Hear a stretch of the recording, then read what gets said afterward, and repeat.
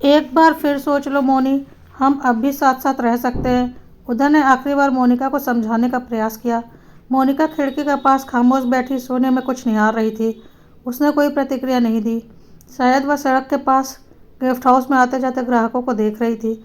उसने एक बार कहा भी था, जानते हो उदय, मैं कभी भी डिप्रेशन में होती हूँ तो सामने वाली शॉप की तरफ देखती हूँ और सोचती हूँ कि इसमें आने जाने वाले लोग किसी न किसी के लिए उपहार खरीद रहे हैं, और तब मुझे लगता है कि दुनिया में आज भी प्यार भरा हुआ है। कमरे में बोझिल सन्नाटा पसरा हुआ था। उदय ने एक बार फिर अपनी बात दोहराई। इस बार मोनिका ने अपना सिर उदय की तरफ घुमाया और उसकी आंखों में आंसू की बूंदें निकलकर गालों पर लुढ़क गईं। बिना कहे भी उदय बहुत कुछ समझ लिया था, लेकिन मोनिका के होठ हिले। क्या चाहते हो उदय? मैं अपने पेरेंट्स को यह बताऊं कि मैं पिछले 5 साल से एक आदमी के साथ उसके फ्लैट में रहती हूँ? क्या वो इस बात को सह पाएंगे? नहीं, कभी नहीं। वो अपने बेटे बहू से निराश अपने जीवन के अंतिम समय अपनी उस बेटी के साथ बिताना चाहते हैं जो उनके लाख मनाने पर भी आज तक शादी नहीं कर सकी। नहीं, अब हम साथ नहीं रह सकते। मैं उनके आने से पहले यह फ्लैट छोड़ दूंगी। उदय को लगा कि मोनिका की बातों में दम तो है ही। इस महानगरीय व्यवस्था के लिए ऐसे रिश्तों को भला कौन माता पिता पसंद करेंगे?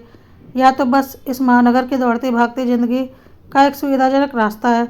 उदय जब पहली बार दिल्ली आया था तो कई दिनों तक उसे नींद नहीं आई थी। हर समय सहमा सहमा सा रहता था। वह मात्र 20 साल का था, कॉलेज से निकला हुआ ताज़ा ताज़ा रंगरूट। कहाँ मेडिकल रिप्रेजेंटेटिव की नौकरी और कहाँ उसका गवई टोन। किसके जुगाड़ से आए हो गुरु? सहकर्मियों ने उसके हाव भाव को देखकर पूछा था। वह क्या बोलता कि वह कॉलेज ही नहीं विश्वविद्यालय का भी टॉपर है। उसे अपनी आर्थिक मजबूरी के कारण यहाँ ज्वाइन करना पड़ा। वह तो IAS बनना चाहता था। धीरे धीरे दिल्ली उसे रास आने लगी थी।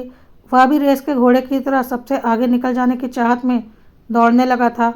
MR से area manager, zonal manager, CE, Delhi से मुंबई, 2 साल अमेरिका, उसके बाद बेंगलोर। कंपनी बदलती गई, ओहदा बढ़ता गया और ज़िंदगी पूरी तरह से व्यावसायिक होती गई। ज़िंदगी की सारी मिठास मुट्ठी में बंद रेत की तरह फिसलती चली गई। तभी उसकी ज़िंदगी में मोनिका आई थी। उसका अतीत भी उदय जैसा ही था।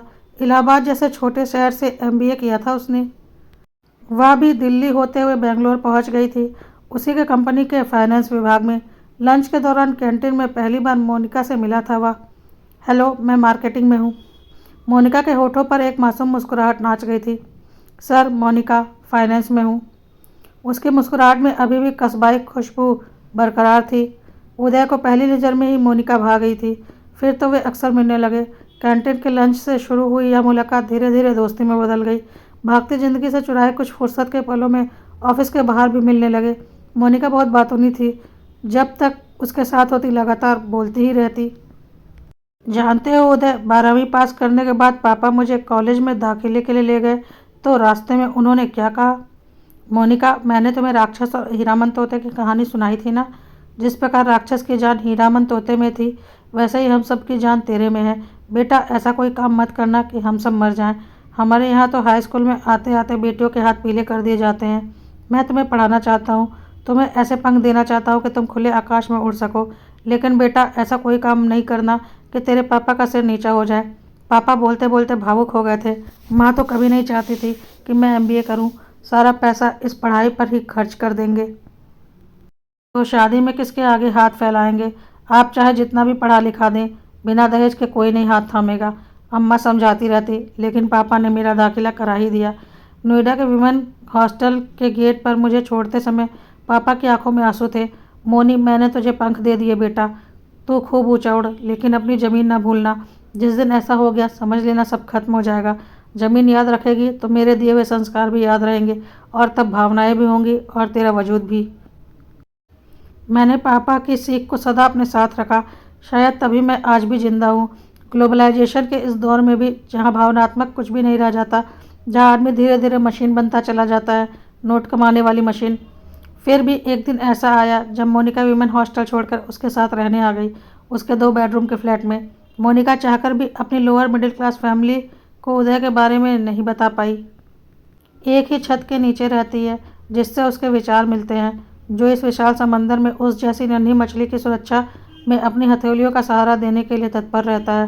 पिता और माँ के लिए तो वह तब भी हीरामन तोता थी और आज भी है। उनके प्राण तो उसी में बसते हैं। हाँ, अब मनीष जरूर उससे अलग हो गया था।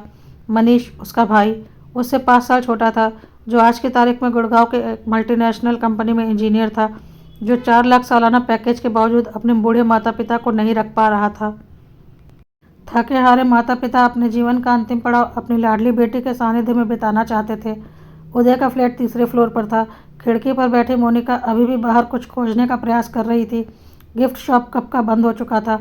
उसके सामने ही लगे पोल पर मरकरी बल्ब भुक भुक कर शाम से जलने की कोशिश कर रहा था, लेकिन एक घड़ी रात के बाद वह भी सफल नहीं हो पाया था।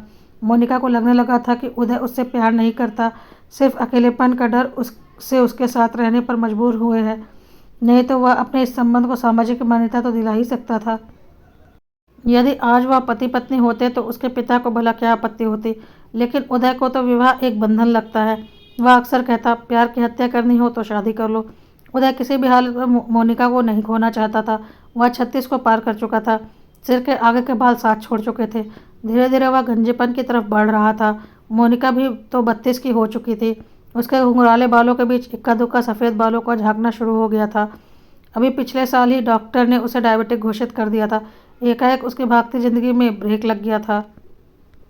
खाने पीने, उठने बैठने, सब पर प्रतिबंध। मोनिका अपने स्वास्थ्य के प्रति बहुत सजग हो गई थी। सब कुछ तो ठीक ही चल रहा था। 5 सालों में कभी आपस में नहीं लड़े, कोई मतभेद नहीं था दोनों के बीच। एक दूसरे से अलग होने का विचार तो कभी दोनों के बीच आया ही नहीं। फिर अचानक मोनिका के पेरेंट्स को उसके साथ स्थायी रूप से रहने का विचार। ऐसा नहीं था कि मोनिका के पिता पहले उसके पास ना आते हों, तब वह 1-2 दिन के लिए आते थे और इतने समय के लिए उदय अपने किसी दोस्त के पास चला जाता था। रात आधी बीत चुकी थी। बाहर तेज हवा बहने लगी थी। खुली खिड़की से अंदर आती हवा दीवार पर लगे कैलेंडर से खेलने लगी थी। तिपाही पर रखी पत्रिका के पन्ने फड़फड़ाने लगे। उदय की नज़र पत्रिका पर पड़ी। उसने उसके ऊपर एक एस्ट्रे रख दिया। मुख्य पृष्ठ पर एक युवा दंपति ट्रॉली पर बैठे अपने मासूम बच्चे को देखकर भाव विभोर हो रहे थे और वह मासूम ट्रॉली में लटके खिलौने को पकड़ने में व्यस्त था। उस उदास माहौल में भी उदय मुस्कुरा दिया। हवा तेज होती जा रही थी। मोनिका ने खिड़की बंद कर दी। उदय से उसकी नज़रें टकराई। उदय अपने स्थान से उठा और मोनिका के बिल्कुल पास पहुंच गया। मोनी, मैं शादी करने जा रहा हूँ। मुझे सिर्फ दोस्त नहीं, अब एक पत्नी भी चाहिए। इतना बोलते ही उदय हाँफने लगा था, मानो मीलों पैदल चलकर आया हो। मोनिका हतप्रभ से एकटक देख रही थी। सुनो मोनी, क्या तुम मेरी पत्नी बनना पसंद करोगी? कमरे में कुछ पल के लिए सन्नाटा छा गया। मोनिका को सहसा अपने कानों पर विश्वास नहीं हुआ। कुछ क्षण इंतजार करने के बाद उदय निढाल सा सोफे पर पसर गया। मैं जानता हूँ तुम मुझसे नाराज हो, लेकिन मैंने अपने कई साथियों का हश्र देखा है मोनी। मैं तुम्हें खोना नहीं चाहता था। मोनिका भी सोफे के पास आ गई। हम शादी कब कर रहे हैं? कल है।